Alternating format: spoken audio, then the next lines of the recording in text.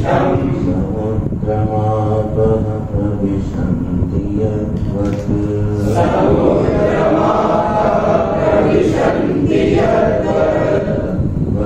तद्वत्कामायं प्रविशन्ति सर्वे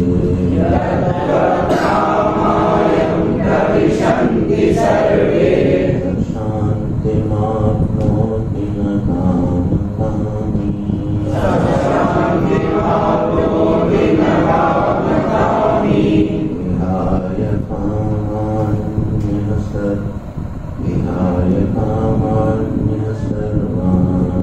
विहाय कामान्यः सर्वान्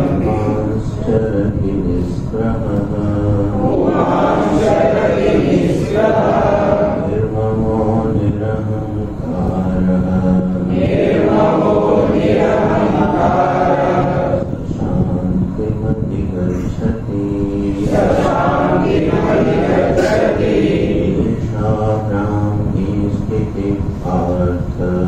एषा ब्राह्मी स्थितिः पार्थ नैनां प्राप्य विमुह्यति स्थित्वा स्यान्तकालेऽपि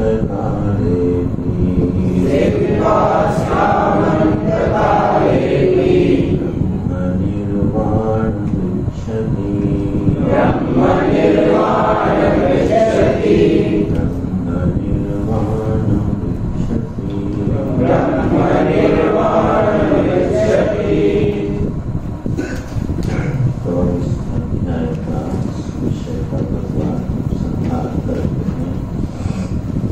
जो स्थितप्रज्ञ है उसकी अनुभूतियों का वर्णन करते हुए और साधक के लिए वहाँ तक करते हैं उसके अनुसार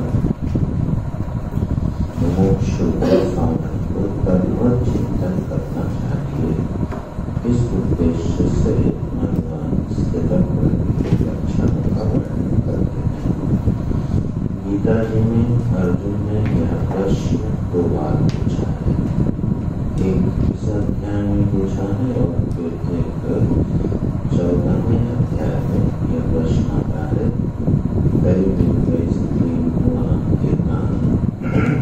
जो तीनों गुणों से अतीत हो जाता है उसके आचरण क्या है, उसको कैसे लक्षणों से जाना जाता है।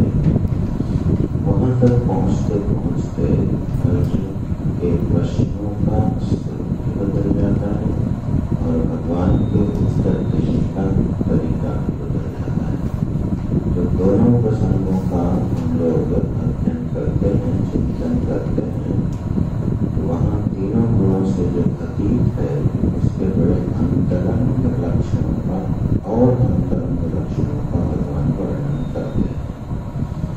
यहाँ साधक की प्रधानता से स्थिति प्रज्ञ के लक्षणों का वर्णन है, ज्ञानी के लक्षणों का वर्णन है, क्योंकि साधक के लिए प्रेरणा देते हैं अपने आप को पहचानने के लिए, अपने स्तर को पहचानने के लिए एक दर्पण का काम करते हैं कि जो ब्रह्मा है, जो प्रज्ञा है, जब हृदय में आती है और उसका प्रभाव जो जीवन में प्रकट होता है तो क्या परिणाम होने चाहिए।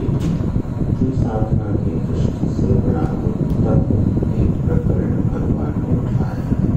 ये साधक की प्रधानता से है, इसीलिए 11 श्लोकों पर इंद्रियों के संयम पर हर आयाम से भगवान ने बात करी है। अब पुनः उस पारमार्थिक स्थिति में जो भ्रमण करता रहता है, जिसकी बुद्धि निरंतर उस पारमार्थिक सत्य का आलिंगन करके और रममाण रहती है, वह कैसा देखता है और अज्ञानी कैसा देखता है, दोनों के दृष्टि का वर्णन कर रहे हैं। या निशा सर्वभूतानां तस्यां जागृति संयमी। संयमी माने ज्ञानी, स्थितप्रज्ञ को ज्ञान नाम ही भगवान ने दिया संयमी। जो संयमी है, जो ज्ञानी है, वह जिस निशा में, जिस रात्रि में समस्त प्राणी सोते हैं, तस्याम निशायाम, उसी रात्रि में यह ज्ञानी जागता है। अब ये साहित्यिक या आलंकारिक भाषा भगवान बोलते हैं। तो ये गीत है ना, तो गीत में छंद भी है, अलंकार भी है, उपमाएं भी है, रस भी है। तो थोड़ा भगवान यहाँ आलंकारिक भाषा बोलते हैं कि जो समस्त प्राणियों के लिए रात्रि है, जिसमें सारे प्राणी सो जाते हैं, उसमें यह ज्ञानी पुरुष जागता रहता है। हमने कभी कहा होगा कि जब अभिथा वृत्ति से अर्थ ही निकलता है,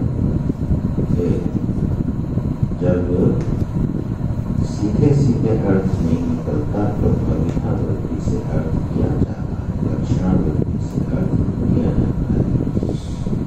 तो यहाँ भगवान का जो वाक्य है, यह पदशः कोई अर्थ नहीं दे रहा। पदशः इस वाक्य का कोई अर्थ प्राप्त नहीं होगा। क्यों? इसमें सारी प्राणी जिस रात्रि में सोते हैं, उसमें ज्ञानी जागता है। अब अगर इसको आप पदशः ले लोगे तो मुसीबत हो जाएगी। ज्ञानी होने का मतलब क्या होगा? रात भर जागेंगे।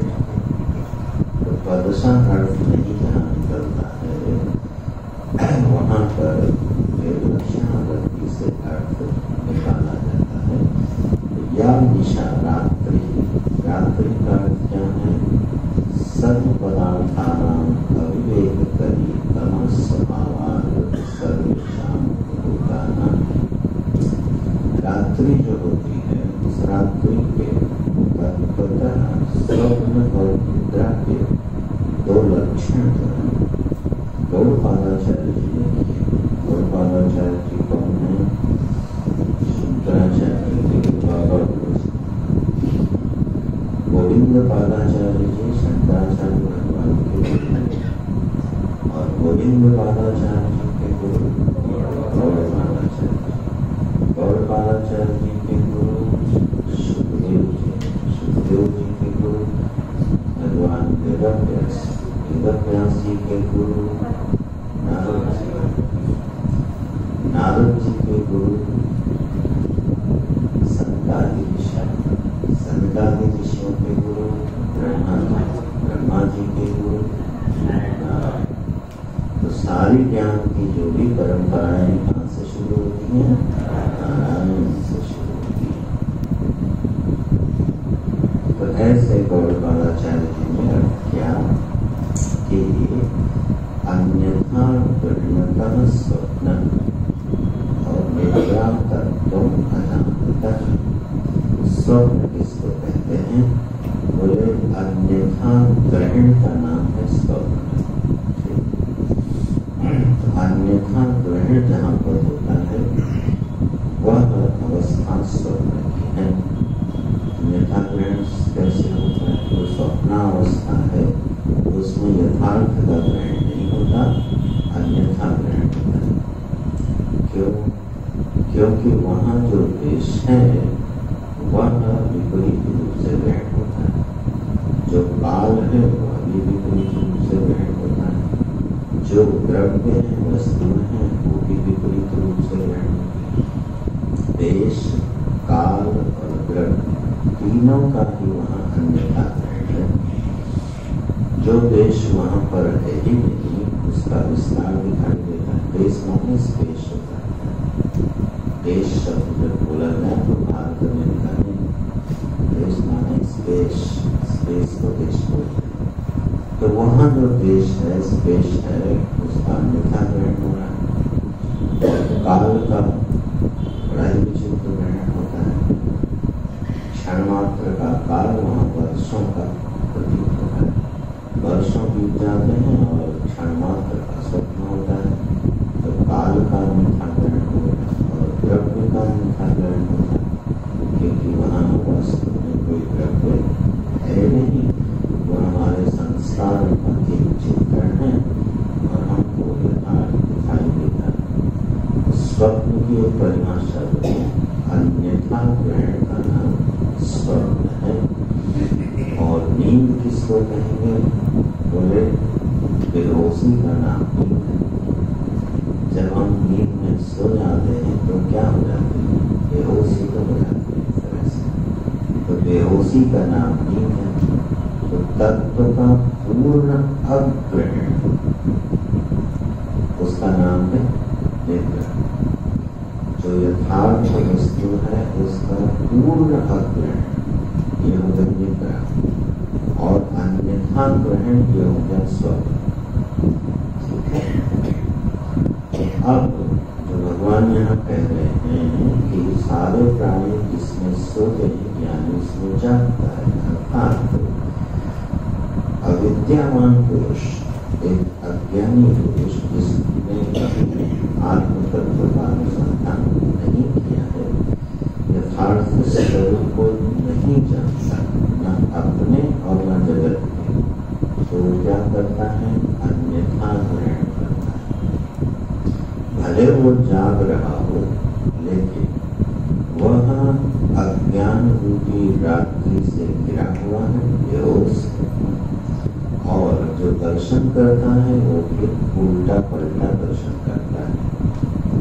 तो जागृत में जो अज्ञानी है उसके दर्शन कैसे होते हैं? सब उल्टे पलटे होते हैं। उल्टे पलटे दर्शन कैसे होते हैं? अच्छा, हर चीज में उलट बुद्धि है कि नहीं है? जब आप ध्यान दोगे तो हर चीज में उलट बुद्धि है। क्या उलट बुद्धि है? बोले उलट बुद्धियां ये है। पहली उलट बुद्धि ये है कि जहाँ सुख नहीं है वहाँ सुख मानता है, ये उल्टी बुद्धि हो गई, अन्यथा ग्रहण हो गया। जहाँ पर सुख की उपलब्धि नहीं हो सकती, परिणामतः दुख की उपलब्धि होती है, वहाँ अज्ञान की निद्रा में सोया हुआ व्यक्ति क्या ग्रहण करता है? यहाँ पर सुख है। तो जितने भी प्रमाण हैं हमारे पास, वो सब हमको विपरीत ग्रहण ही कराते हैं, अन्यथा ग्रहण ही कराते हैं। तो जगत कैसा ग्रहण होता है? सत्य। लेकिन असल में जगत क्या है? असत्य। जगत है असत्य, जगत है मिथ्या। ग्रहण क्या हो रहा है? सत्य ग्रहण। जन्म जो है वो असत्य है, मिथ्या है। ग्रहण क्या होता है? सत्य। आप लिस्ट बनाओगे तो सारे के सारे हमारे ज्ञान किस कोटि में चले जाएंगे? अन्यथा ग्रहण की कोटि में चले जाएंगे। हमें सब उल्टा दिखाई देता है। जिसको हम अपने कल्याण का साधन मानते हैं वही हमारा सबसे बड़ा दुश्मन निकलता है।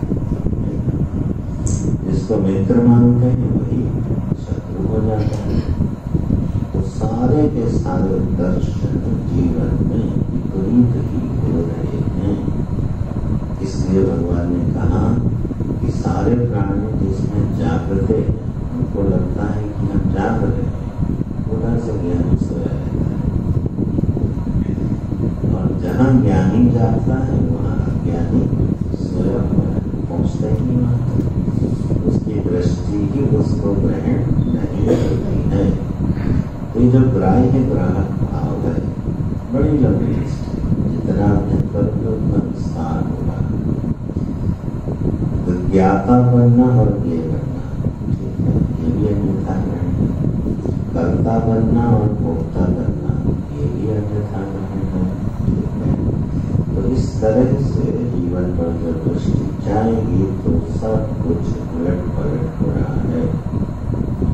प्रत्यक्ष प्रमाण पर जो आश्रित ज्ञान है, इस पर हमें सबसे ज्यादा भरोसा होता है और सबसे झूठा ज्ञान वही है। अनुमान तो किसी कोटि में युक्तिता थोड़े सत्य के नजदीक ही पहुंच जाए, लेकिन प्रत्यक्ष ज्ञान जो है वो तो बिल्कुल ही झूठा होता है, ठीक है। क्यों भाई? प्रत्यक्ष ज्ञान ही तो हमारे अनुभव का सबसे बड़ा आधार है। बोले होगा, लेकिन जरा चिंतन करो, फिर ऐसे हो जाएगा। गुरु जी जो करते थे, लोगों ने सुने भी होंगे, सूरज हमको कितना बड़ा दिखाई देता है, थाली के बराबर, परात के बराबर कर लो, लेकिन है कितना बड़ा, वो पृथ्वी से भी कई गुना बड़ा है। और आप उसको कितना दिखा रहे हैं, थाली के बराबर दिखा रहे। कोई प्रत्यक्ष ज्ञान ही तो है, झूठा है कि नहीं? अच्छा, जिस पृथ्वी पर हम बैठे हैं ये टहल रही है कि नहीं? निरंतर टहल रही है, लेकिन लगती कैसे? अभी प्रत्यक्ष प्रमाण से सिद्ध हो गया ज्ञान की नहीं? जो साक्षात बिल्कुल लग रहा है कि एक ठोस है पृथ्वी और इस पे बैठी हुई है, वो निरंतर इस आकाश में भ्रमण कर रही है। एक महात्मा जी से किसी ने कहा, आओ यात्रा पे चलते हैं। बोले यार 24 घंटे तो घूम रहे हो, अभी भी यात्रा पे चलना है। इस पृथ्वी पर बैठे हो 24 घंटे तो घुमा रही है आपको, तो जो 24 घंटे भ्रमण कर रहा है उसमें अतिरिक्त भ्रमण क्या करोगे? रहने दो। तो आप प्रत्यक्ष ज्ञान की ही मीमांसा करोगे तो धीरे धीरे, और विज्ञान तो इसमें बड़ी मदद करता है। बोले जिस रूप का आपको ग्रहण होता है वो रूप वहाँ है नहीं। जो तारा आप देखते हो जब हमको दिखाई देता है तब तक वहां से वो खिसक चुका होता है, वहाँ वो होता ही नहीं है। इतना छोटा सा टिमटिमाता हुआ तारा, एक तारा पृथ्वी सूर्य आदि ग्रहों से 1000 गुना बड़ा है। और ऐसे कितने तारे हैं नारायण पदार्थ का चिंतन है जो ईश्वर की महिमा को प्रकट करता है।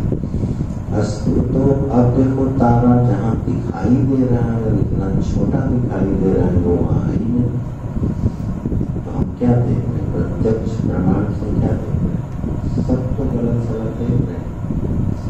एक व्यक्ति बड़ा सज्जन दिखाई दिया, ट्रेन में बैठे, बड़ी मित्रता हो गई, बड़ा सज्जन व्यक्ति था। पता चला खाने में आपको उसने कोई पदार्थ खिलाया और सारा सामान लेके गायब हो गया।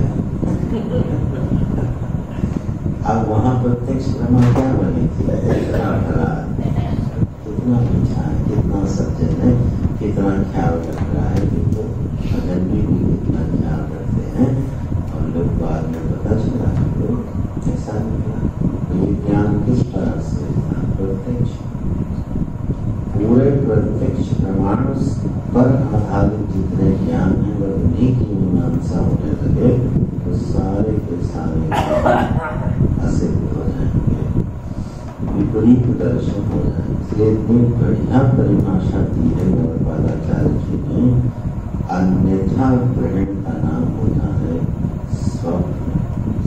ठीक है, और यही अज्ञानी के जीवन में निरंतर चलता रहता है।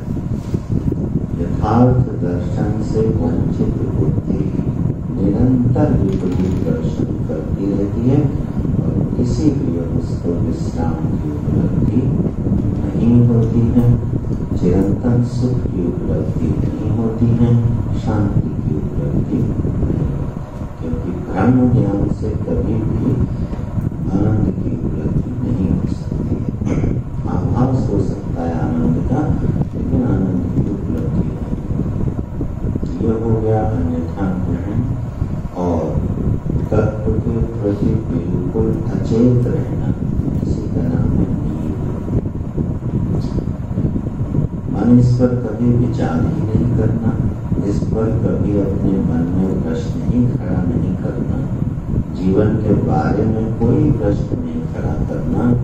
ये क्या है? अपने तत्व के प्रति बेहोश होना, यथार्थ के प्रति, वास्तविकता के प्रति एक बेहोशी का जीवन है, उसी बेहोशी का नाम है नींद। तो अविद्यावान जो पुरुष है क्या करता है? बस इसी निद्रा में सोया पड़ा रहता है और निरंतर अन्यथा ग्रहण रूपी स्वप्न देखता रहता है। ज्ञानी क्या करता है? तस्याम अवस्थायां उसी रात्रि में जिसमें सब सो जाते हैं ज्ञानी बिल्कुल सचेत रहता है। हर अन्यथा ग्रहण करते समय उसको मालूम है कि ये असत ग्रहण है, और अपने स्वरूप के प्रति निरंतर सचेत रहता है। ब्रह्मा में उसके अपना स्वरूप कभी नष्ट नहीं होता। वो अपने स्वभाव को, अपने स्वरूप को कभी भी भूलता नहीं है। पारमार्थिक तत्व का निरंतर आश्रय किए रहता है। उसी को भगवान कह रहे असत वही जाग रहा है। तो जाग कौन रहा है? क्या सो कौन रहा है? क्या है? तो यही एक संकेत, एक संदेश दिया जा रहा है कि भाई क्या करो, उठ जाओ मुसाफिर और रहे। इसी को विवेकानंद जी ने क्या कहा कठोपनिषद का आश्रय लेके? फिर आगे क्या बोले? उठो, सचेत हो जाओ और जागे हुए आदमी को क्या कहा जा रहा है? जाग जाओ। माने तुम अभी अज्ञान की नींद में सोए हो, यहाँ से उठो, जागृत उठो। उठ के क्या करें? प्राप्त स्मरण श्रेष्ठ पुरुषों का संग प्राप्त करो। क्यों प्राप्त करें? निरोधन, उस तत्व का ज्ञान प्राप्त करें। इस वाक्य को विवेकानंद जी ने पूरी दुनिया में फैला दिया। वाणी वही है, किसी महापुरुष के मुख से जाती है तो बड़ी प्रभावी हो जाती है। कठोपनिषद की जो श्रुति है, वेद है, उस वाक्य को देखो विवेकानंद जी ने पूरी दुनिया में फैला दिया। उत्तिष्ठत जागृत प्राप्तिर्वराम सुरस्य धारा निशिता दुरत्य आदुरम पतस्तुर्वयोगदन्ति। अच्छा, एक वेद का वाक्य और है जो LIC वालों ने फैलाया। क्या है?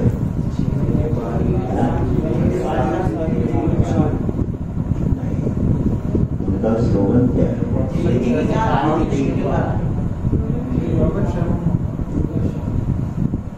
योगक्षेमम वहां एक ये है, और एक वाक्य सत्य में जयते किसका है?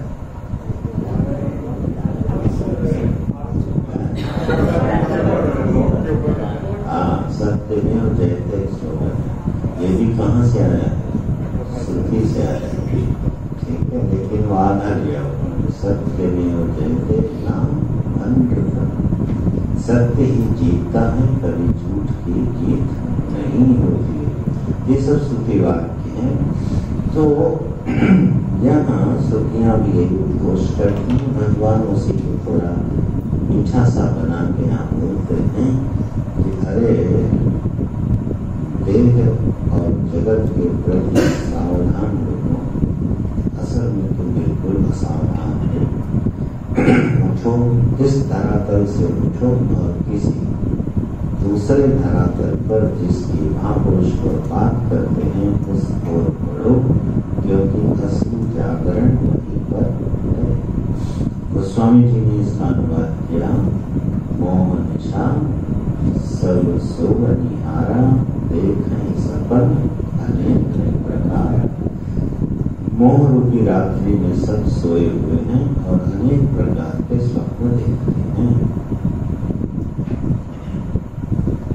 ये कहानी किसकी है? कथा किसकी है? उस हर व्यक्ति की जो अपने स्वरूप में जागा हुआ नहीं।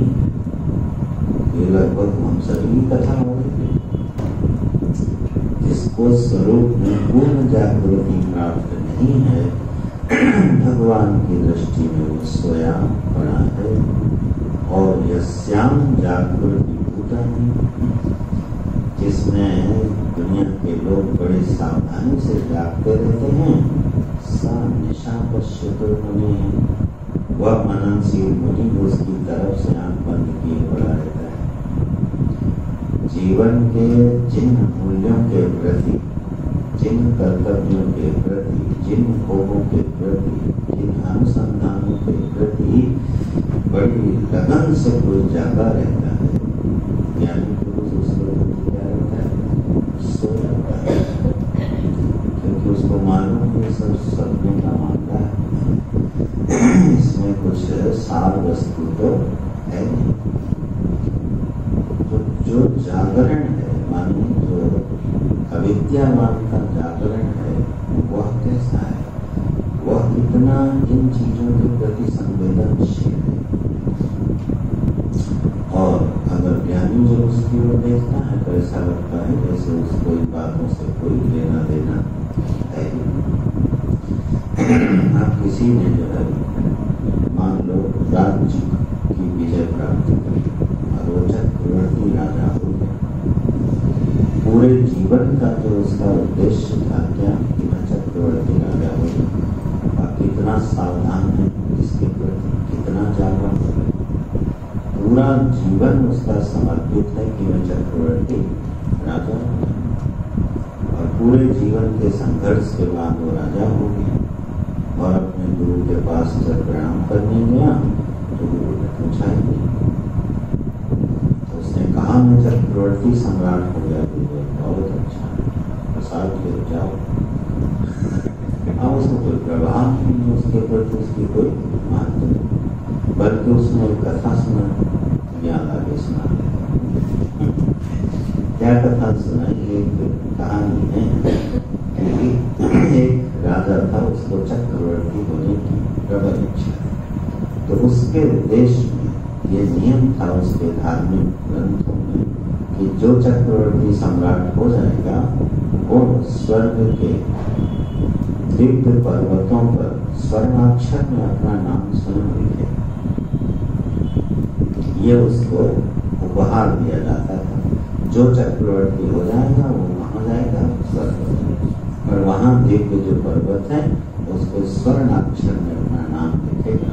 ठीक, तो वो राजा जो है उसने चक्रवर्ती होने के लिए मेहनत करी, पूरा जीवन लगा दिया और अंततः वो चक्रवर्ती हो।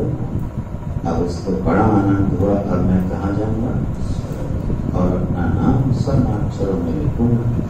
खैर वो घड़ी भी आ गई, तो उसने तो सोचा था कि जब वहाँ जाएंगे बड़े बैंड बाजे बजेंगे, स्वागत होगा, मालाएं पड़ेंगी, तो चक्रवर्ती आया।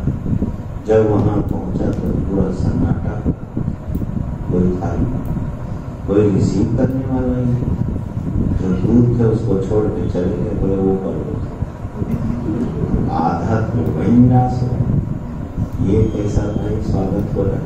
अच्छा, जब आगे गए तो वहाँ एक चौकीदार खूंखार से बैठा, हाँ भाई क्या बात है, उसका और उत्साह ठंडा। कहा मैं चक्रवर्ती राजा हूँ।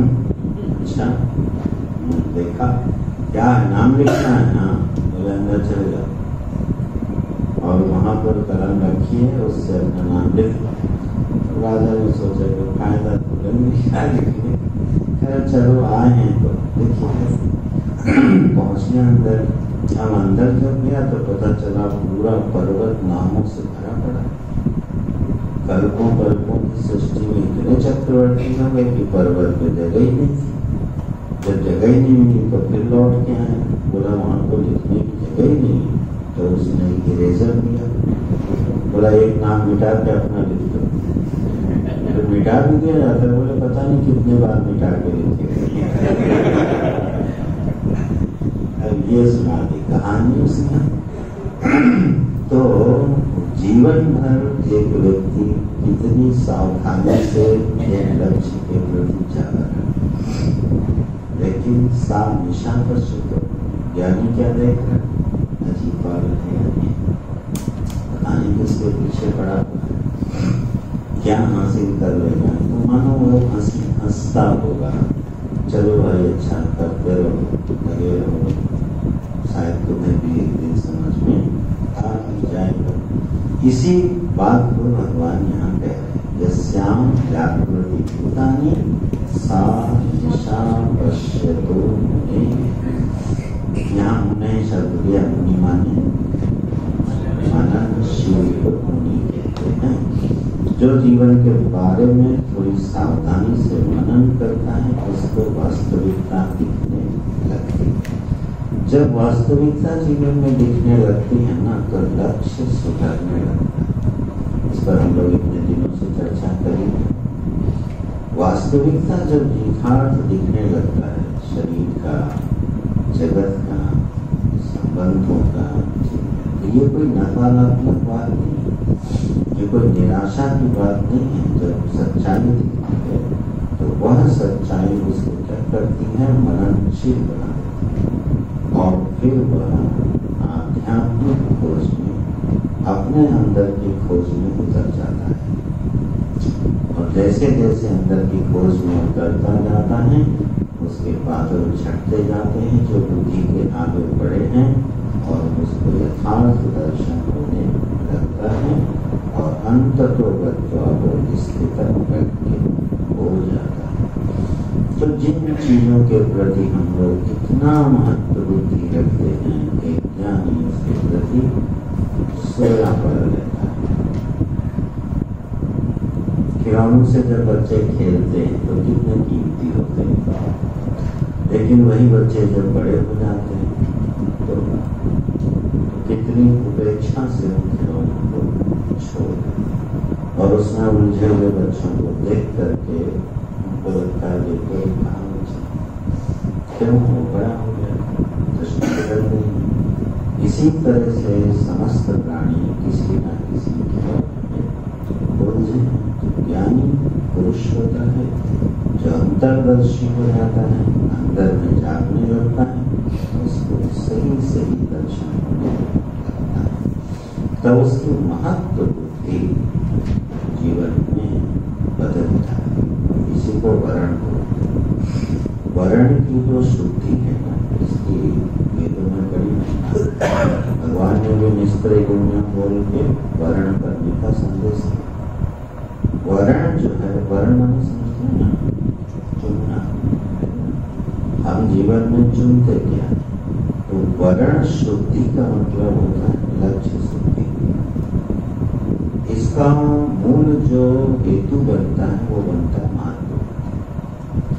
हमारी महत्व बुद्धि जहाँ सबसे अधिक होती है, वही हमारे जीवन का लक्ष्य बनता है। यहाँ उसी को हम जाने अनजाने में एक दिन वर्ण करेंगे, जिसको हमने अपने जीवन में बहुत महत्वपूर्ण मान रखा है, वही वर्ण बनता है हमारा। तो हमने महत्व किसको दिया हुआ है जीवन? अपने अंतःकरण की शुद्धता को महत्व दिया है, उपासना को महत्व दिया है, चिंतन को महत्व दिया है, वैल्यूज को महत्व दिया है, योग बुद्धि को महत्व दिया है। ये देखना पड़ता है और इसमें सुधार करना। जहाँ जहाँ हमारी महत्व बुद्धि है वह शास्त्र सम्मत है कि नहीं है, उचित है कि नहीं है। और महत्व बुद्धि जब कम हो जाती है तो अपने आप वह लक्ष्य छूट जाता है। महत्व बुद्धि बनी रहे और लक्ष्य में सुधार हो जाए, ऐसा होता है।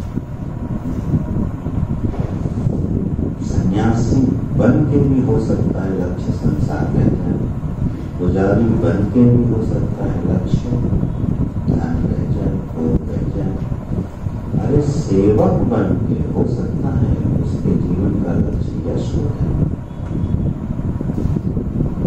ठीक है, तो सेवक होने का मतलब था कि स्वामी के प्रति समर्पित होकर काम का नाश किया जाए, न कि सेवक बन के समाज में कोई बंगा प्राप्त किया जाए। तो सेवा का लक्ष्य यश हो जाता है, पूजा का लक्ष्य धन हो जाता है, संन्यास का लक्ष्य संसार हो जाता है। उसका कारण क्या है? कारण महत्व बुद्धि कभी वहां से हटी। महत्व बुद्धि नहीं हटेगी तो आप वाहन क्रिया में कोई भी परिवर्तन कर लो, भूत दिव्य वही पहुंच जाएगी, उसी लक्ष्य के पहुंच जाएगी। बाहर आप किसी भी तरह का चाहे कितना परिवर्तन कर लो। इसलिए महत्व बुद्धि पर विचार होते रहना चाहिए। उसी का एक संकेत भगवान यहाँ करते हैं, जिसके प्रति अनुवाद है या निशा सर्वभूतानां, जो समस्त प्राणियों के लिए रात्रि है, तस्याम रात्रो, उसी रात्रि में संयमी जागृत, संयमी ज्ञानी पुरुष जागता है। यस्याम जागृति भूतानि, और जिसमें सारे प्राणी जागते हुए से रहते हैं, उसको ईशा पश्यता क्रिया जो है वो निरंतर वर्तमान का बोधक है। इसको अंग्रेजी में प्रेजेंट पार्टिसिपल बोलते हैं। एक ऐसी क्रिया जो निरंतर चल रही है, तो पश्यता क्रिया वही निरंतर उसको क्या करता रहता है, देखता रहता है। तो यहाँ एक अंतर स्थिति का वर्णन करके भगवान ज्ञानी की महिमा की तरह एक पुस्तक और गा देते हैं। आपूर्यमाणी अचल प्रतिष्ठम समुद्रमावह प्रदर्शन्ति यद्वत्। आपूर्यमाणम, आपूर्यमान होता है भरा हुआ, आपूर्यमान पूरी तरह से भरा हुआ। आप जल से पूरी तरह से जो भरा हुआ है उसका नाम है समुद्र। समुद्र में क्या है, जल पूरी तरह से भरा हुआ, इसलिए आपूर्यमान समुद्रम। आप जल की अगाध अथाह राशि को बोलते हैं समुद्र। समुद्र शब्द की कई विपत्तियां होती है। वैसे एक समुद्र शब्द की विपत्ति होती है सम और उद्र, उद्वेग। उद्र माने होता उछलना, जो सम्यक प्रकार से उछलता रहता है उसको क्या बोलते हैं, समुद्र। इसमें ज्वार आते रहते हैं, वो ज्वार आने वाला जो क्रिया है उसी को कहा है समुद्र। मानो उल्लसित होता है, तरंगित होता है, ठीक है। अभी हम लोग उस दिन जगन्नाथपुरी में थे और ऐसी जोर से उछला कि हम सबको पटक दिया।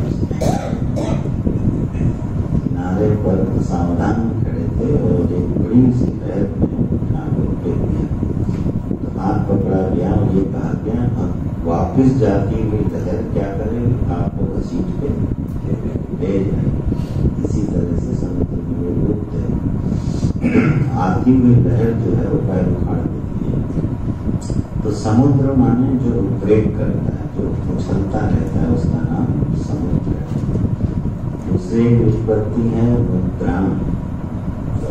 इसकी सम्यक मुद्रा होती है, जिसकी सम्यक मुद्रा होती है उसको समुद्र। इसकी क्या मुद्रा है, इसकी बड़ी विशिष्ट मुद्रा है।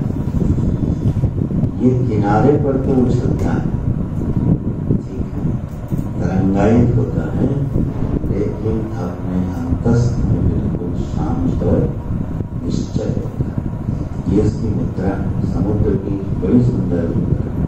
उछलता है बाहर बाहर और अंदर बिल्कुल शांत रहता है। क्यों? क्योंकि अगाध है। अगाध का मतलब होता है जिसकी गहराई को नापा न जा सके, उसको अगाध बोलते हैं। इसकी गहराई को नापा नहीं जा सकता, ऐसा ये अगाध जल की राशि को बोलते हैं समुद्र। मुद्रा माने लक्ष्मी भी होता है। लक्ष्मी जी की उत्पत्ति जहाँ से हुई है उसको बोलते हैं समुद्र। ये शब्द जो गढ़े जाते हैं ना आचार्य को, बहुत सोच से शब्द गढ़े। इसी मुद्रा का ही प्रयोग होता है ना लक्ष्मी के रूप में। धन के लिए हम लोग क्या सब प्रयोग करते हैं, मुद्रा। क्या माने लक्ष्मी। तो लक्ष्मी जी जहाँ से आई हैं वो कौन है, समुद्र है। ऐसे तो समुद्र जो होता है उसकी विशेषता, भगवान यहाँ क्या विशेषता बता रहे हैं, आपूर्यमाणों है, भरा हुआ है और अचल प्रतिष्ठा। उसकी बिल्कुल अचल प्रतिष्ठा है। कैसे?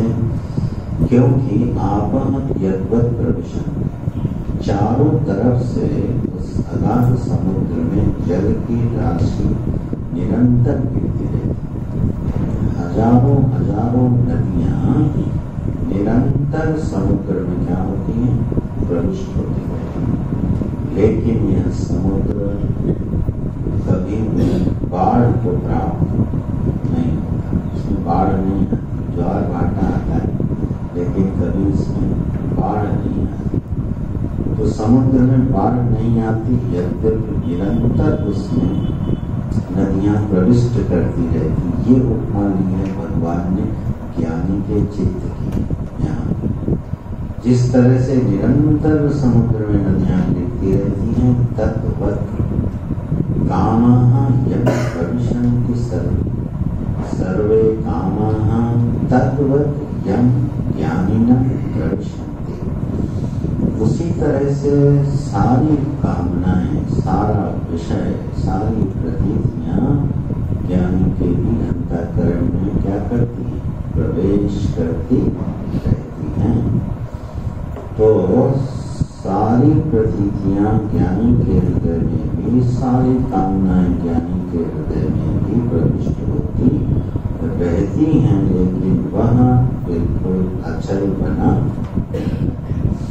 बिल्कुल हिलता नहीं है, उनसे प्रभावित नहीं होता। ये उपमा यहाँ पर भगवान ने दी है कि वह समुद्र जो है चारों तरफ से निरंतर पोषित होने पर भी फूलता है। ज्ञानी का अंतःकरण ऐसा है, पंचेंद्रियों से समस्त विषयों का आहरण करते हुए, ठीक है, प्रविष्ट होता रहता है। देश देश, दुनिया, जगत का ज्ञान सब उसमें प्रवेश करता रहता है, लेकिन वह अपनी स्थिति से बिल्कुल भी उठता नहीं है, बढ़ता नहीं है। अपनी ज्ञान में, अपनी प्रभा में स्थित रहता है।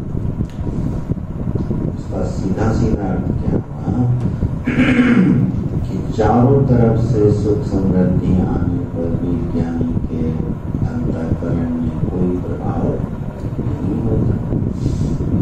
इसी को श्रुति में क्या कहा है? कर्मणा न कर्मणा वर्धते नो कनिना। कर्म से यह ज्ञानी बढ़ता नहीं है और कर्म से यह ज्ञानी घटता नहीं है। तो अज्ञानी की स्थिति क्या है? उसके कंपेरिजन में देख लो तो ज्यादा समझ में आ जाएगा। अज्ञ व्यक्ति की स्थिति क्या है? जब वह किसी कर्म का संपादन कर लेता है तो जीयते भूल जाता, और जब नहीं कर पाता तो मुरझा जाता। मान लो कोई कर्म शुरू किया, कोई काम शुरू किया और वह बड़ा काम हाथ में लिया और पूरा कर लिया, तो पूरा होने के बाद क्या होगा? तो हमको खुला देता है, खुला देता है। अरे धन प्राप्त करने चले और खूब सारा धन प्राप्त कर लिया, तो क्या भूल जाता है, चौड़ा हो जाता है, उसकी चाल बदल जाती है, दृष्टि बदल जाती है, वाणी बदल जाती है, भाषा बदल जाती है। और मान लो सब कुछ टूट गया, किसी कारण से नष्ट हो गया, तो एकदम मुरझा, एकदम सूख जाता है। यह जो घटता है किसके जीवन में घटता है? अज्ञानी के जीवन। ज्ञानी के जीवन में बोले आता उसके पास भी और जाता भी है उसके पास, ठीक है। वह प्रजा बिल्कुल समान, बल्कि उसके पास बहुत आता है और बहुत जाता है। साधारण व्यक्ति की अपेक्षा ज्ञानी पुरुष के पास बहुत कुछ आता है और बहुत कुछ चला भी जाता है। अरे रिद्धियां सिद्धियां आती हैं और चली जाती है, छोटी मोटी बात तो छोड़ो। बड़े से बड़ा ऐश्वर्य और वैभव उसके चरण चुनता और उसके विदा भी हो जाता, लेकिन इस दोनों में कोई प्रभाव उसको पड़ता। जैसे समुद्र में चारों तरफ से चीजें प्रविष्ट होती हैं, ऐसे मानव पूरी प्रकृति उसका अभिनंदन करते हुए उसमें प्रविष्ट हो रही है, लेकिन वह इसके प्रति सोया पड़ा है। इसका जो तात्विक मीमांसा है, रहस्य है, वो ये है कि वो अच्छी तरह से जानता है सब असत है। असत के प्रवेश से कोई फर्क पड़ता नहीं। जिसने रज्जु में स्थित सर्पवत जगत को अध्यस्त जान लिया वह उस सर्प की हुंकार से कितना डरेगा। सर्प के सौंदर्य से कितना प्रभावित हो। जिसने अपनी बुद्धि में यह निश्चय कर लिया है शनै शनै चिंतन करके कि हर वस्तु अपने अभाव के अधिकरण में आश्रय, और जो शास्त्री वाक्य बोले जानबूझ के बोले कोई तो पढ़ेगा आगे अपने अभाव के अधिकरण में जो भासता है उसको कहते हैं मिथ्या। ये क्या परिभाषा हुई? बोले देखो रज्जु में जो सर्प दिख रहा है उसका अभाव है कि नहीं, और अपने अभाव के अधिकरण माने रज्जु में वो भास रहा है कि नहीं। जो वस्तु अपने अभाव के अधिकरण में भासती है उसको क्या बोलते हैं?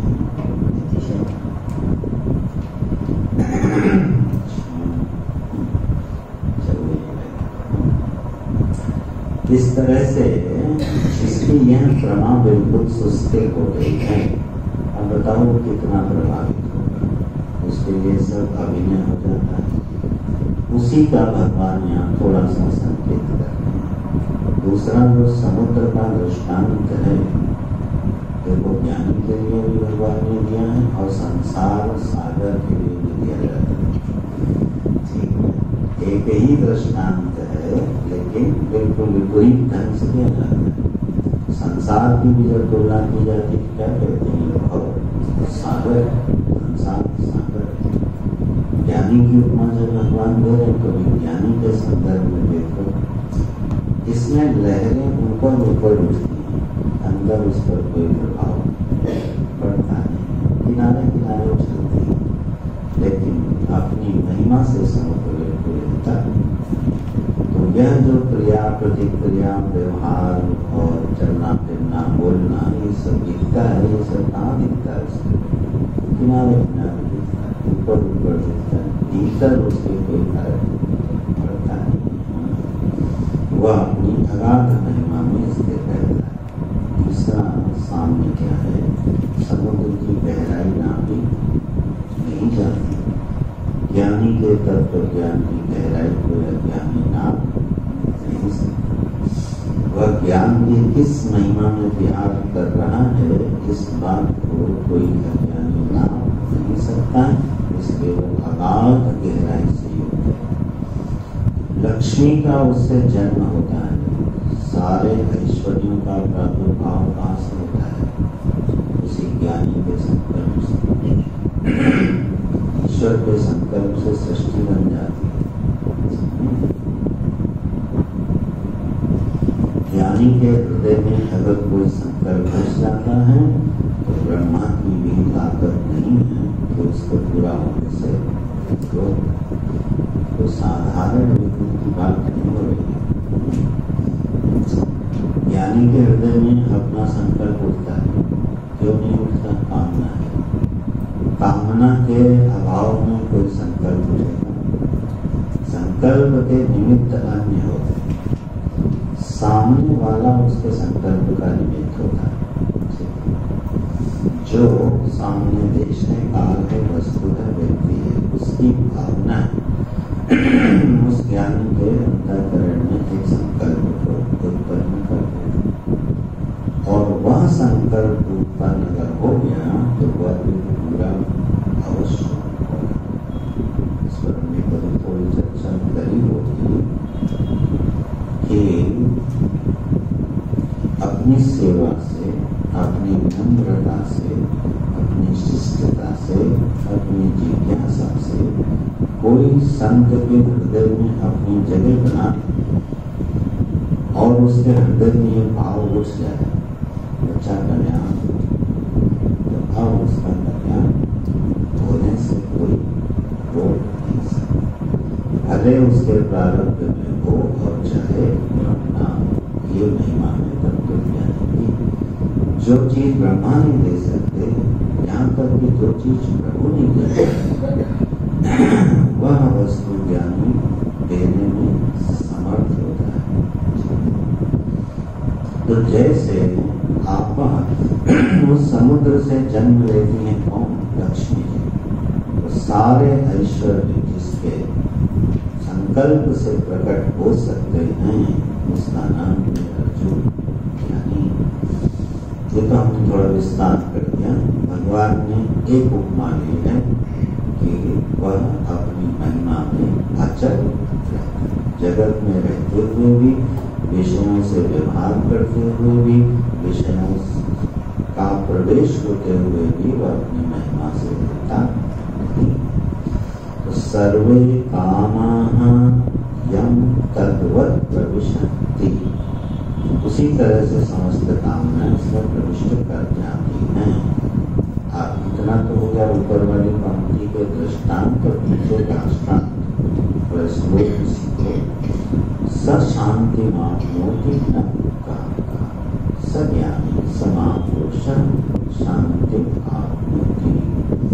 उसी को जीवन में क्या चीज मिलती है? शांति। असली शांति तो उसी को मिलती है। तो फिर आगे न लगा के भी बोल दिया न कामका। जिसके जीवन में अनेकों प्रकार की इच्छाएं लहरा रही हों, ऐसे व्यक्ति को शांति नहीं मिलती।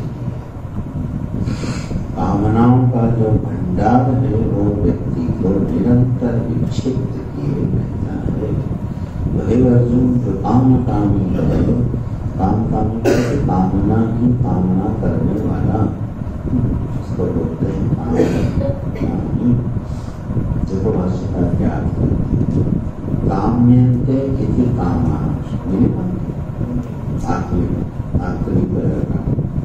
काम्यन्ते इति कामः विषयाः तान् कामयितुं शीलं यस्य स कामकामी। इस कामकामी शब्द का अर्थ है क्या? कामना किसको कहते हैं? बोले जिसकी इच्छा की जाए उसको कामना कहते हैं। माने विषयाः, इच्छा व्यक्ति किसकी करता है? विषय। तो विषयों की ही काम्यन्ते कामना की जाती है, इसलिए काम्यन्ते कामना विषय है। ऐसा करने का जिसका शील हो गया, शील माने स्वभाव हो गया, निरंतर काम्य विषयों की आकांक्षा करते रहना जिसका स्वभाव बन गया है, ऐसे व्यक्ति को क्या कहेंगे? कामकामी। ऐसे किसी को बुलाने मात्र आइए कामकामी,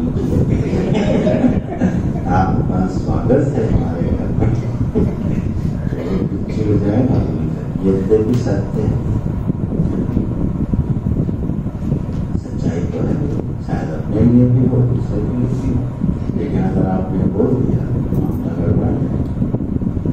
गीता जी में भगवान बड़े सावधानी से कहते हैं, सत्यम ब्रूयात् प्रियम ब्रूयात् न ब्रूयात् सत्यम अप्रियम्। जब भी बोलो सत्य बोलो, ये बात ठीक है, लेकिन वो सत्य कैसा होना चाहिए? प्रिय होना चाहिए। अप्रिय सत्य को नहीं बोलना चाहिए, मौके से समझाना चाहिए, लेकिन अप्रिय सत्य को नहीं बोलना चाहिए। अब सत्य तो है कामना, उसको हमेशा ऐसे सत्य को परोक्ष रूप से बोला जाता है। परोक्ष रूप से क्या बोल रहे हैं कि ऐसा कोई है जिसके हृदय में निरंतर कामना रहती है, उसको शांति नहीं। आप तो शांति होते ठीक, हम आपकी बात को ठीक है, लेकिन आप कह उसी के लिए रहे, ये कहने का तरीका है। बात ऐसे कह दो कि उसके दिल में चली भी जाए और उसके नाम को चुप भी जाए। परोक्ष प्रिया ही देवा, ये शुद्धि वचन। देवताओं को कौन से वचन प्रिय होते हैं? परोक्ष रूप से बोले जाते हैं, घुमा के बोले जाते हैं, सीधे सीधे सत्य को नहीं बोला जाता। तो सशांति माप्नोति न कामकामी। इस स्वभाव जिसका जीवन है, इतना सुंदर अर्थ किया है काम का, दिखाया मैंने इसलिए थोड़े दिनों में भाष्य में रुचि पैदा हो जाए। ऐसे हमारी भी रुचि, तो हम भी परंपरा से वही काम कर रहे हैं। भी लगता था, अरे यार से बताओ क्या है कि what do you want to say यार। भाव थोड़े दिनों में सारे भाव की हवा निकालती मैंने भैया भाव तब प्रकट होता है जब आप उसकी गहराई में प्रवेश। ठीक है, बिल्कुल ऐसे ही समझो कि आप 2-4 आर्टिकल पढ़ लो मेडिकल साइंस के और अपने आप को डॉक्टर घोषित कर होता है। 2-4-10 आर्टिकल पढ़ लिए, अपनी बीमारी में कौन सी दवा हमने खाई थी याद कर ली। अब वैसी बीमारी जिसको हुई कॉन्फिडेंस से दवा दे, आप क्या हो डॉक्टर।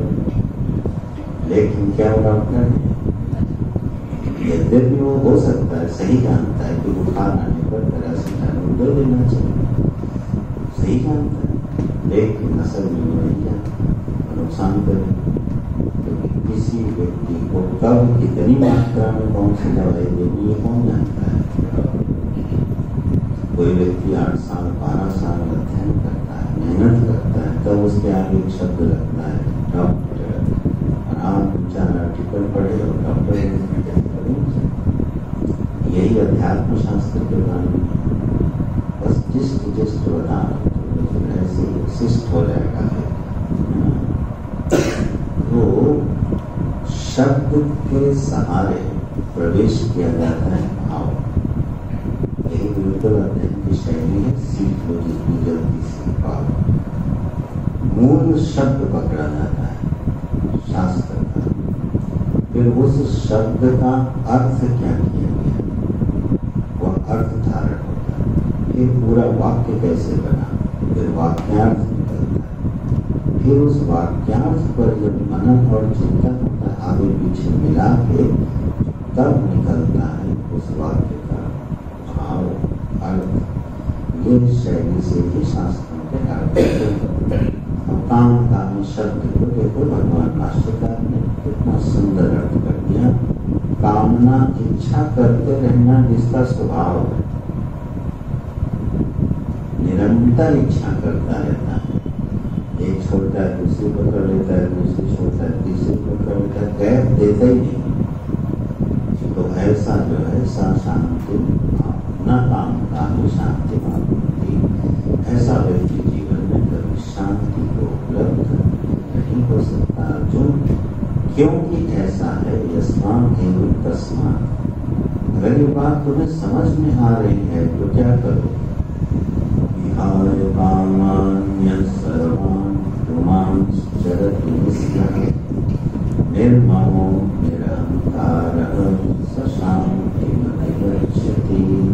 शांति शब्द का गीता जी में कई बार शांति का और सुख शब्द का, पूरी गीता जी में एक शब्द का प्रयोग नहीं है, उसका नाम है आनंद। आश्चर्य लगता होगा, मुझे तो लगा था पहले बात में समझने पड़ती। पूरी भगवद गीता में भगवान ने आनंद शब्द का प्रयोग ही नहीं, 2 शब्द लिए हैं, शांति और सुख, क्योंकि दोनों शब्द हमें समझ में आते हैं। निरपेक्ष सुख को ही आनंद कहते हैं। आनंद कोई रहस्यात्मक चीज नहीं है। जो निरपेक्ष सुख जब होता है तो उसी की संज्ञा आनंद पड़ जाती है, और सापेक्ष सुख की संज्ञा सुख पड़ती है। तो शांति और सुख, इन शब्दों का भगवान गीता जी में प्रयोग करते हैं। हे अर्जुन, यह माने जो कोई, देखो थोड़ा परोक्ष होता है भगवान, अर्जुन से नहीं कह रहे छोड़ो सारे काम, यह कश्चित कोई भी, भगवान भाष्यकार कर देते हैं सन्यासी। यहाँ पर बड़े आग्रही हैं जो जब अध्यात्म की बात आती है तो उनका पक्का मानना है जब तक व्यक्ति संन्यास की भूमिका में न चला जाए तब तक उसको अध्यात्म के रहस्य खुलते, तत्व ज्ञान के रहस्य नहीं खुलते हैं, कर्म विज्ञान के रहस्य, भक्ति के रहस्य खुलते हैं। कर्मयोग की बात समझ में आ जाती है, जीवन जीने की उत्कृष्ट शैली समझ में आ जाती है। लेकिन जहाँ बात ये है, मैंने जहाँ रज्जू सर्प आ जाए तो समझो सन्यासी चाहिए, घटपट मठ आ जाए तो सन्यासी चाहिए। इसलिए जितने भी सन्यासियों के आश्रम हैं वहाँ देखना दिन भर ये चर्चा होती है, घटपट मठ और रज्जू सर्प, सुखिता रजत, बंध्यापुत्र, आकाश की नीलिमा। 10 दिन रह जाओ तो इतने कान पक जाएंगे। ये दृष्टांत सुन सुन के बोल रहे रमण करते, रोज रमण करते। तो यह कश्चित सन्यासी, सन्यासी का मतलब है जो जीवन को ठीक से समझते, उसी का नाम गीता जी का सन्यासी है। यह अर्जुन कामान विहाय, सर्वान कामान विहाय, यह पुमान, पुमान माने होता है मनुष्य, मनुष्य को बोलते हैं पुमान।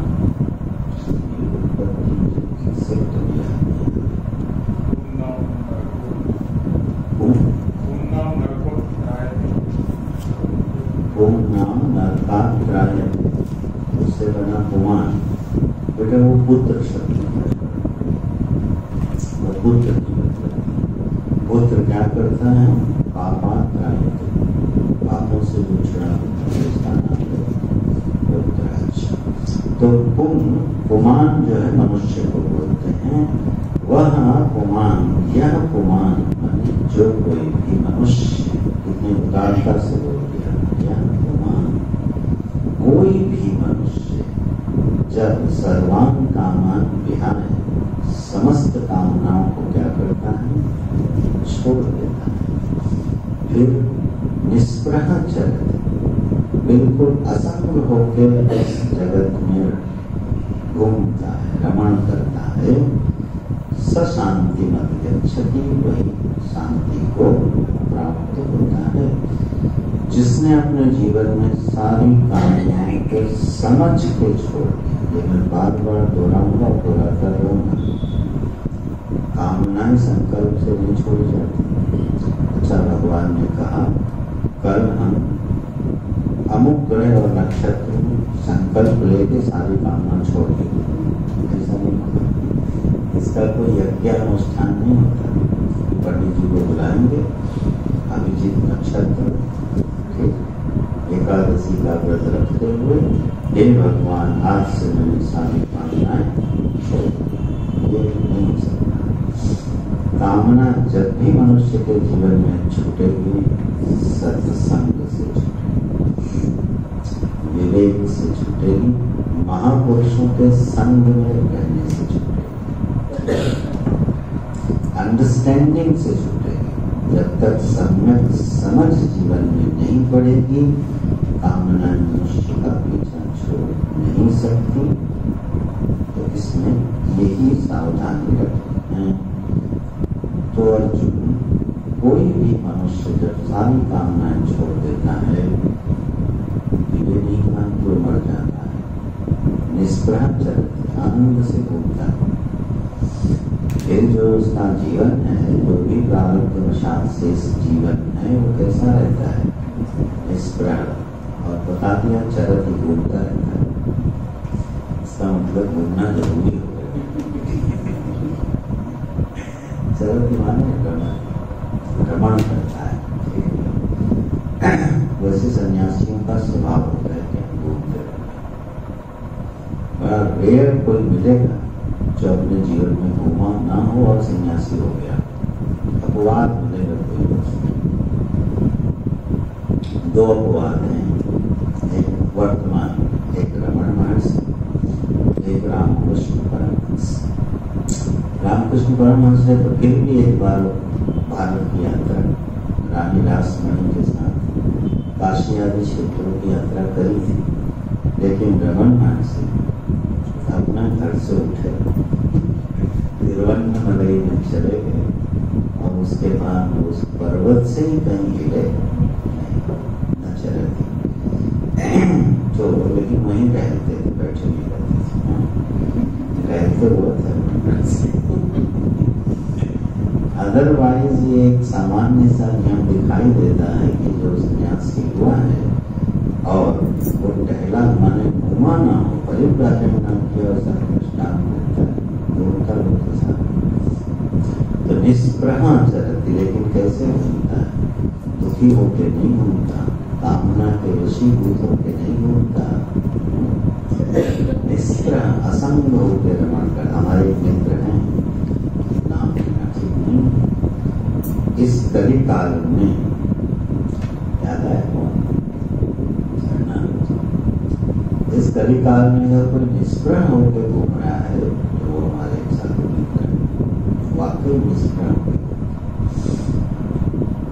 बहुत सारे उनको प्रस्ताव आते हैं, बड़ी विनम्रता से वो स्वीकार करते जाते हैं।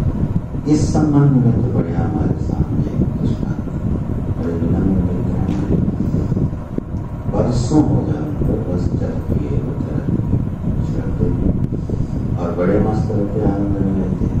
निष्प्रहा चलती, इसको कालिदास जी ने कहीं पे लिखा है, साधु कैसे घूमता है? बसंतम किम चलता, जैसे बसंत ऋतु घूमते, ऐसा साधु कोई ज्ञानी महापुरुष जब घूमता है तो कैसा? बसंतम किम चलता, मानो जैसे बसंत ऋतु ही घूम रहे, जहां जाता है वही क्या कर देता है? एक पहाड़ पैदा कर देता है।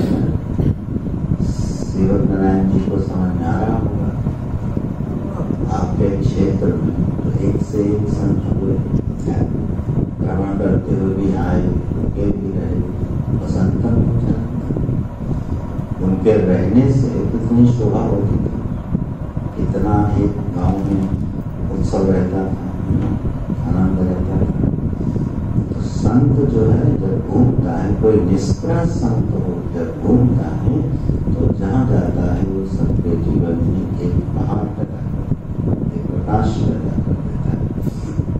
तो अर्जुन समस्त कामनाओं को छोड़ कर केवल चरण करता है, विचरण करता है और इसी कारण से दो चीजें उसमें आ जाती हैं, निर्मम निरहंकार। शब्दों के हम लोग और कभी आगे विस्तार से व्याख्या करेंगे। निर्ममो माने होता है निर्गत ममता स्मार्ट, ठीक है, जिसके हृदय से मम हिदम यह अभिनिवेश चला गया है उसको बोलते हैं निर्मम। उत्तर भारत में निर्मम शब्द का अर्थ क्या होगा? निर्दयी हो गया। ये बड़े निर्मम आदमी है, मानो बड़े कठोर है, बड़े निर्दयी है।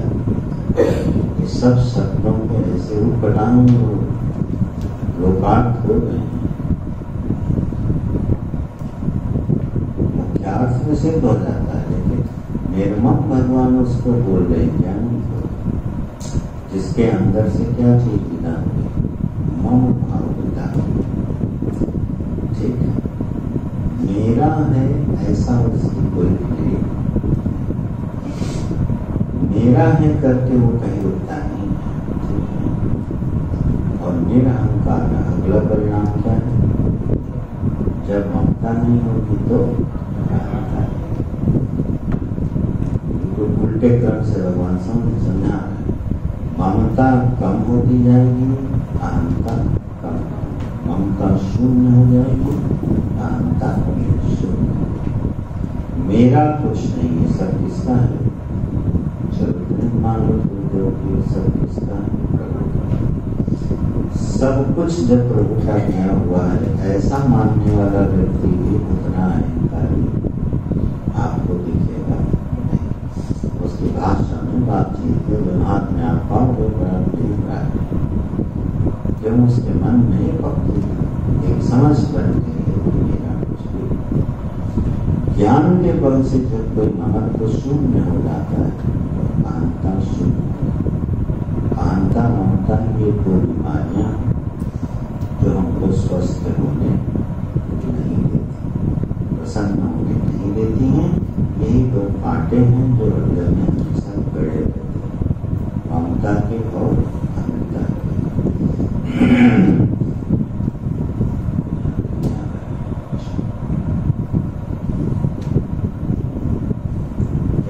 ये आदमी जो है ट्रेन में जा रहा है। एक यात्री जो है एक बढ़िया सा बक्सा लेके जाए, उसको रखा सीट के नीचे, और थोड़ी देर बाद अगले स्टेशन पे वो उतर गया। सामने जो यात्री बैठा था उसको लगा कि इसकी ट्रेन छूट गई, स्टेशन पे चाय पीने उतरा, अब थोड़ी देर बाद जो है टीटी आया, बक्सा किसका है? मेरा। बचा के वो तो उतर ही गया, मेरा बक्सा है। थोड़ी देर बाद पुलिस आई, मुझे बक्सा तुम्हारा है, यहाँ खोलो।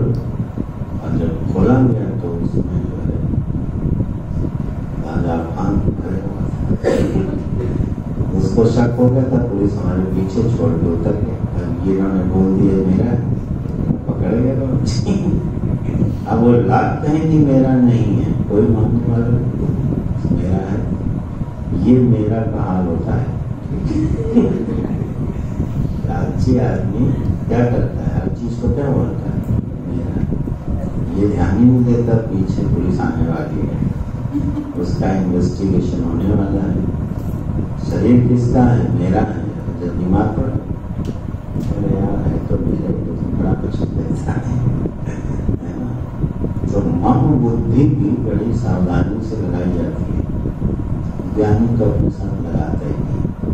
निर्ममः मम इदं प्रत्यय यस्य नास्ति, यह मेरा है ऐसा करके उसकी कोई भावना ही उस कर्तव्य नहीं होती। ईश्वर का है, सत्य है, उपयोगी है, कभी हमारे उपयोग में आ गया और कभी किसी अन्य के उपयोग में आ गया, तो इसका भी हो जाएगा। चाहे हम जितनी चीजों में मान भाव रख लें, जीवन में सबका उपयोग नहीं कर सकते, सबका उपयोग नहीं कर सकता। तो इसको जो व्यक्ति समझ लेता है वो अपने व्यक्तिगत जीवन के लिए परिग्रही बनाता है, समष्टि जीवन के लिए परिग्रही बना रहेगा, लेकिन अपने जीवन के लिए क्या हो जाता है परिग्रही।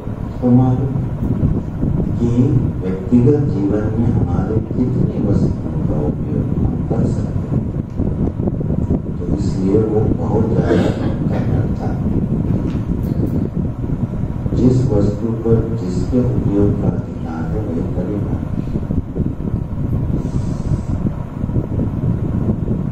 इसका हम दर्शन करते हुए कहा, एक बार किसी को बड़े अच्छे घर में बड़ा सुंदर महल जैसा करता, वहाँ सेवक लोग थे, तो ऐसे 2-3 दिन ठहरे, 2-3 साल थे। उसके बाद मैंने पूछा मालिक साहब आते हैं कभी? उसने बोला जब बंद रहा था मेरे प्रवेश के दिन आए थे।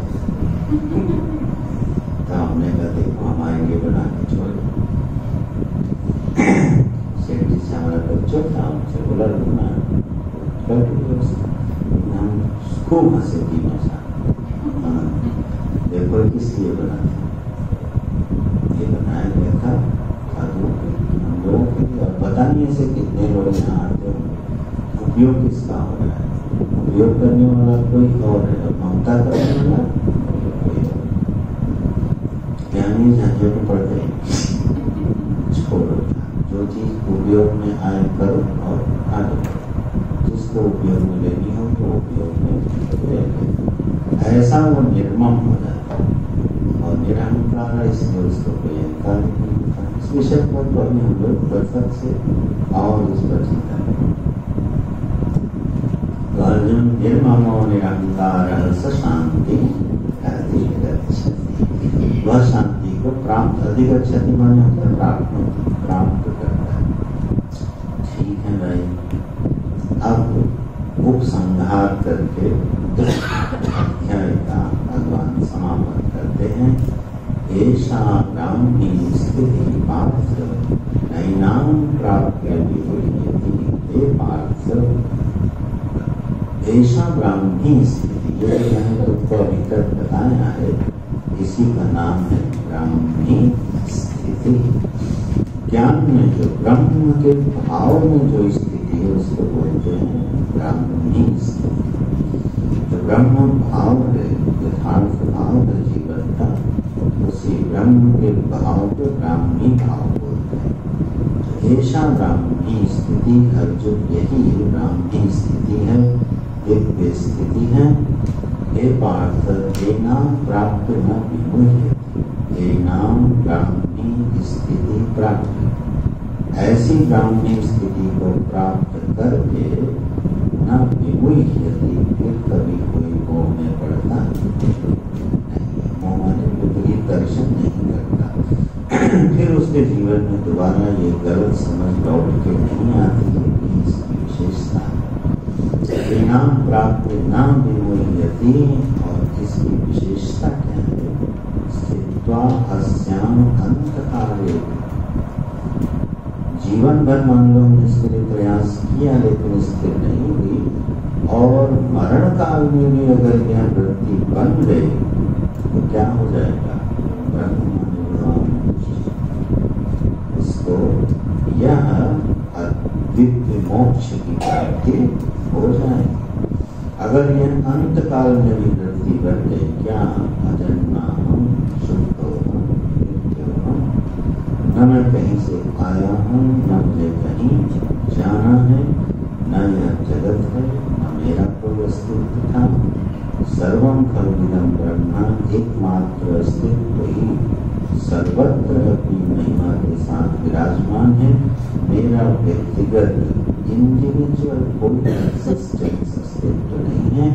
इसकी प्रतीति हो रही थी, अब ये प्रतीति विसर्जित होने वाली है।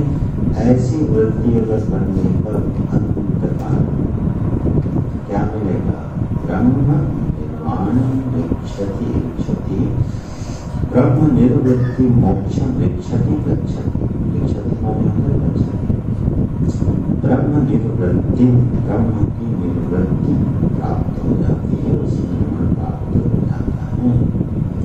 इसलिए कई बार मरण काल में भी संन्यास दिया जाता है, जिससे कि वो जब जा रहा हो तो एक वृत्ति लेके चला जाए, क्या मैं सन्यासी संगीत लेके चला। ये एक बार हम लोगों के गुरु जी ने दिया, इसको देखा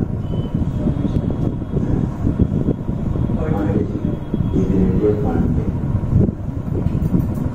और रमन जी को, रमन जी को रहे बात, ब्रिगेडियर पांडे को बिल्कुल मरण सैया पर संन्यास दे। उन्हीं की सोच से उनकी सोच से करने गया। तो मरण काल में वो एक बुजुर्ग थे, ब्रिगेडियर रहे, बड़े प्रसिद्ध रहे।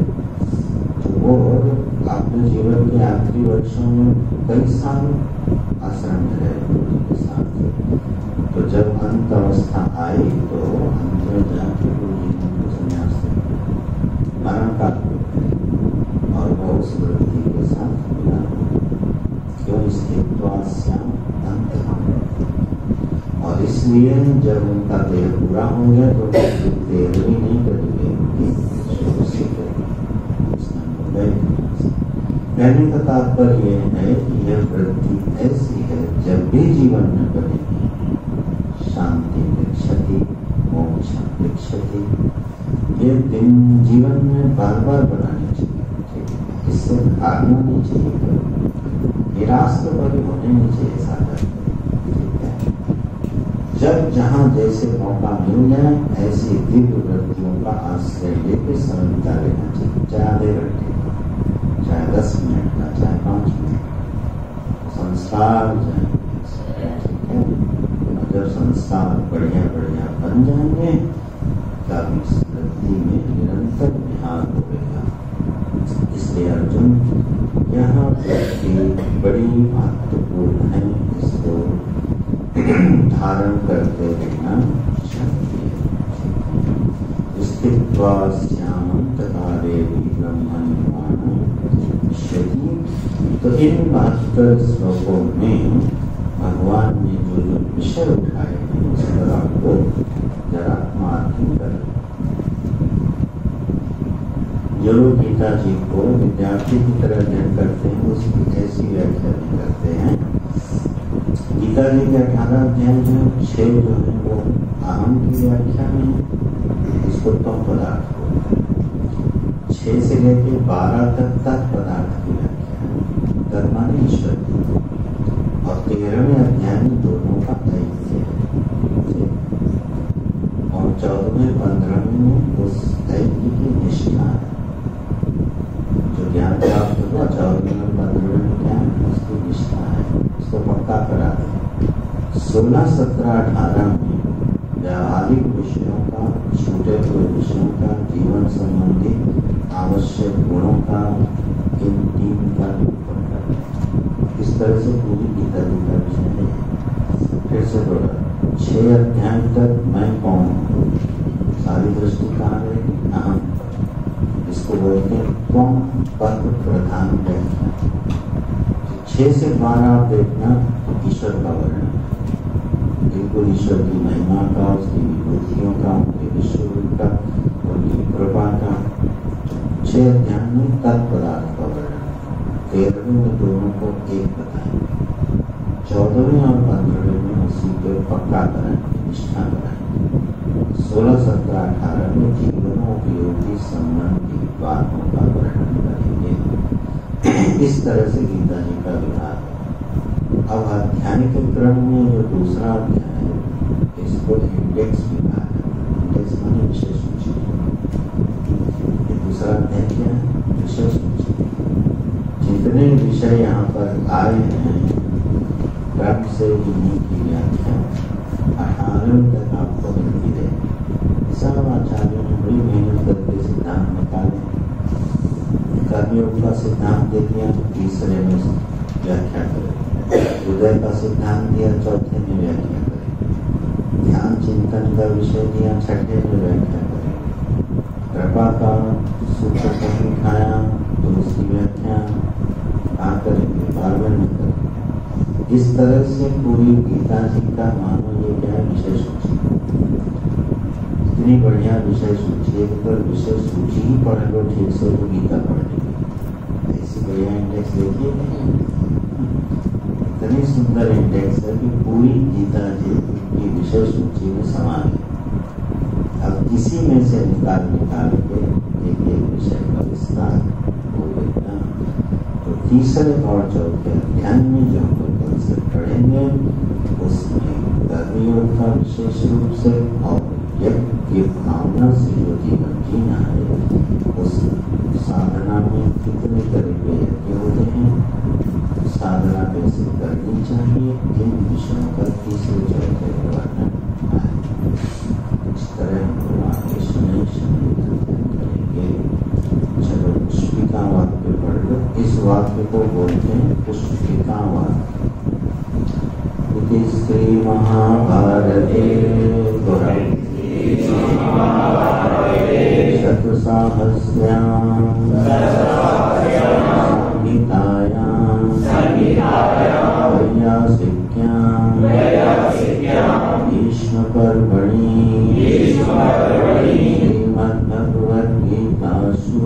श्रीमद्भगवद्गीतासु उपनिषत्सु ब्रह्मविद्यायां योगशास्त्रे श्रीकृष्णार्जुन संवादे सांख्ययोगो नाम द्वितीयोऽध्यायः। इस अध्याय का नाम है सांख्य। पहले अध्याय का नाम था अर्जुन विषाद। दूसरे अध्याय का विषय की प्रधानता से आचार्य ने नाम याद रखना। ये नाम और पुष्पिका वाक्य भगवान ने नहीं बताया, इसने अध्ययन की सुविधा के लिए आचार्यों ने विभाग किया।